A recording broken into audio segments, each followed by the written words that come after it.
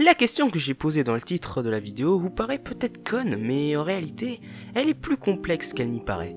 Pourquoi The Legend of Zelda Breath of the Wild est un chef-d'œuvre? Tout d'abord, le jeu a pris des années et des années à sortir sur Wii U et Nintendo Switch aussi. Et c'est pas pour rien vu que le jeu avait pour projet de révolutionner la licence Zelda. Et il a réussi vu que le jeu est non seulement une claque visuelle, mais aussi une réussite pour Nintendo vu que le jeu s'est vendu à plus de 24 millions d'exemplaires, ce qui fait de lui le quatrième jeu le plus vendu de la Switch. Pour la direction artistique du jeu, c'est un subtil mélange entre les créations de Miyazaki, comme le château ambulant ou le voyage de Chihiro, et le style Zelda des anciens jeux de la franchise. Le jeu devait d'abord sortir sur Wii U en 2014-2015, mais finalement sortir sur Switch en 2017, et c'est pas plus mal. Mais bref, parlons du jeu en lui-même. Imaginez-vous, le 3 mars 2017, le jour de la sortie de la Nintendo Switch. Il n'y a qu'un seul jeu disponible sur cette console, et ce jeu se nomme Zelda Breath of the Wild. Vous rentrez chez vous, vous allumez votre télé, vous configurez votre Switch, vous mettez votre nouveau jeu dans la console, et là, il y a ceci.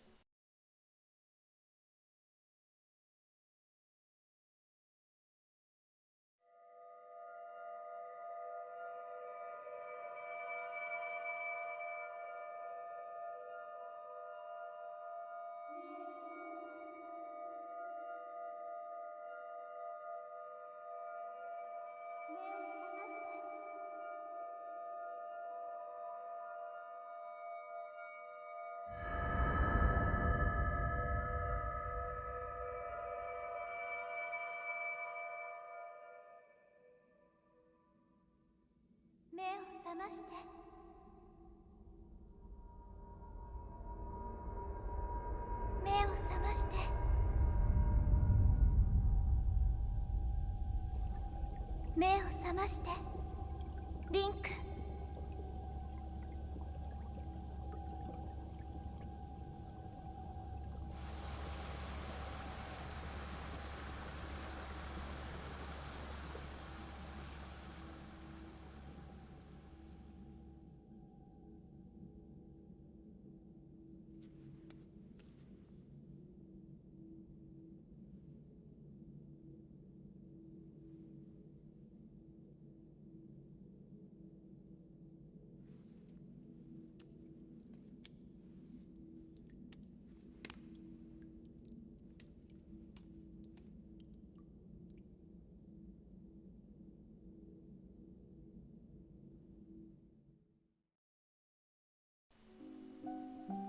Vous vous retrouvez seul, sans but, en essayant de trouver la sortie de la grotte.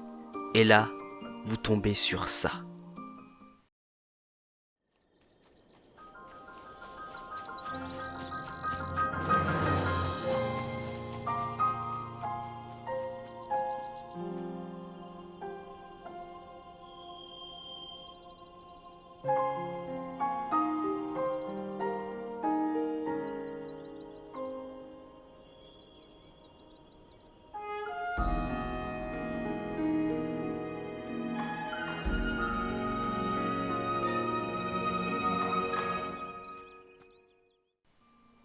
Et à partir de ce moment-là, vous êtes libre. Vous pouvez aller où vous voulez, faire ce que vous voulez. Tu peux aller battre Ganon en quelques heures de jeu. Tu peux aller faire les 4 gros donjons principaux du jeu. Tu peux te promener à dos d'Épona dans tout Hyrule. Bref, vous êtes libre. Et c'est rare dans un jeu vidéo de proposer une telle liberté aux joueurs. Surtout sur le tout premier gros hit de Nintendo. Sur leur toute nouvelle console. Tout est réaliste dans ce jeu. Tu peux couper un arbre et t'en servir pour aller à un endroit à un autre. Tes armes se brisent quand tu les utilises trop.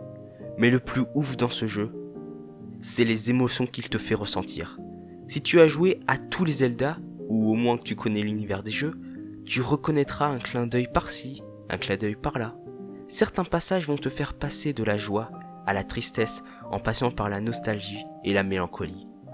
D'un jeu, d'un monde détruit par le fléau Ganon. Et tout cela, tu vas les ressentir dans le jeu, grâce à la bande-son qui est l'une des plus incroyables tous jeux confondus.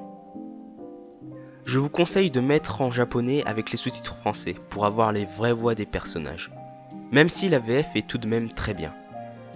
Toutes les petites choses que j'ai énumérées au fil de la vidéo vous paraissent un peu minimes, mais c'est quand on les assemble, qu'on les rajoute au fur et à mesure, qu'on obtient l'un des plus grands jeux vidéo de tous les temps.